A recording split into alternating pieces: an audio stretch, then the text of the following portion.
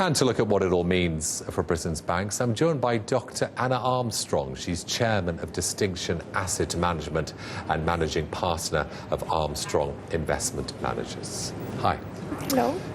Ed Balls yesterday said, "We've gone from Project Merlin to the Wizard of Oz, the curtain pulled back and nothing there." Is that a fair assessment of Osborne's announcement? I can see his point. However, I think that the government is doing the right thing, and the economy will benefit from extra 800 million support, having in mind the size of the budget deficit that this country actually does have, which is 157 billion. So to be realistic, if they're asking for banks to contribute, this is the right time to do it. And we have to remember that just a couple of years ago, these banks were literally on their knees asking a taxpayer for a bailout. So I think they should be called to be accountable and to contribute to the economic recovery, especially when it comes to the lending to the small businesses. Yeah, but I mean, they're going to be lending 190 billion to small and medium-sized businesses. But the argument is the economy was expanding anyway, and they would have lent that money. So how much of a burden is that? I think they're working on getting the range of measures to actually boost the economy and to increase the transparency in the pay structure of the executives. But lending the money to the small businesses and actually linking it to financial compensations of the executives is something that is very clever, because they have to monitor that these measures actually are being implemented.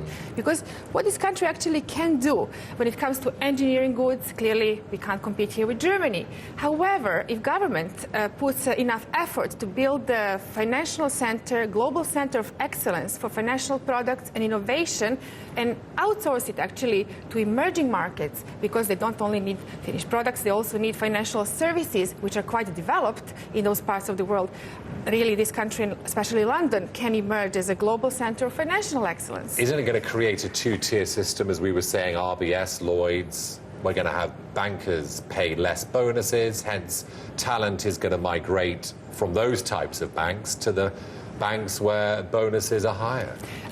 One should be really careful how to implement the policy on bonuses, because clearly some parts of RBS have been highly profitable. Let's look at the private banks such as Coutts. They did not contribute to the financial turmoil, they did not lend excessively and so on. So capping the bonuses of some of those bankers clearly will lose a bit of competitive advantage, because what will keep them within their organization and not jumping towards UBS, which will have bonuses maybe uncapped. So one really has to be careful how to implement it within the institution. But I think further transparency in how executives are being paid is the key. Yeah, Anna, thanks very much for joining us today. Dr. Anna Armstrong there.